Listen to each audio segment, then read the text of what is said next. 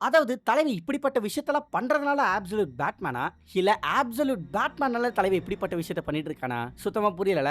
இருங்க அத தெளிவா சொல்றேன். அதாவது அப்சல்யூட் பேட்மேன் இஷ்யூ நம்பர் 10ல நம்ம பேட்மேன பெயினா மாத்ததுக்காக ஆர்கம்க்கு தூக்கிட்டு போயிட்டு அங்க மயக்கத்துல இருக்கும்போதே பேட் சூட்டை ரிமூவ் பண்ணிட்டு நம்ம ப்ரூஸ மொத்தமா ஸ்கேன் பண்ணி பார்த்தா தலைவன் அவனோட உடம்புக்குள்ள ஏகப்பட்ட வெப்பன்ஸை மறைச்சு வச்சிட்டு இருப்பான். அதோட லிஸ்ட்டை படிக்கிறேன் அப்ப புரியும். அதாவது மறைச்சு வச்சிருந்த வெப்பன்ஸ் என்னன்னா tear gas pellets, acid pellets, sedative pellets, hallucinogenic pellets, full lock pick kit, blow டாட், finger blade, knuckle blade, toe blade, push dagger, trench dagger and ஏகப்பட்ட ஷூரிகன்ஸ். அதுல வேற ஒன்னு பெருசு. இதுல 10வது வரைக்கும் ஸ்பைக்டு வார் கிளப், அதுவும் கொலாப்சிபிள் டைப்ல. சோ இவ்வளவு விஷயத்தை ப்ரூஸ் தன்னோட உடம்புக்குள்ள மறைச்சு வச்சிட்டு இருப்பாங்க. ஆனா அதை கண்டுபிடிச்ச ஆர்கம்ஸ் அந்த டாக்டர்ஸ் எல்லாருமே ஏகப்பட்ட சர்ஜன்ஸ் மூலமா மொத்தமா அதை ரிமூவ் பண்ணி எடுத்திருப்பாங்க. ஏன்னா அதை பயன்படுத்தி ஆர்கம் தப்பிக்க கூடாதுல, அதனாலதான். பட் இருந்தாலும் நம்ம ப்ரூஸ் தன்னோட பல்லுக்கு நடுவுல ஒரு பின்னை மறைச்சு வச்சு அதை யூஸ் பண்ணி தலைவாங்கன்னு எஸ்கேப் ஆயிருப்பான்.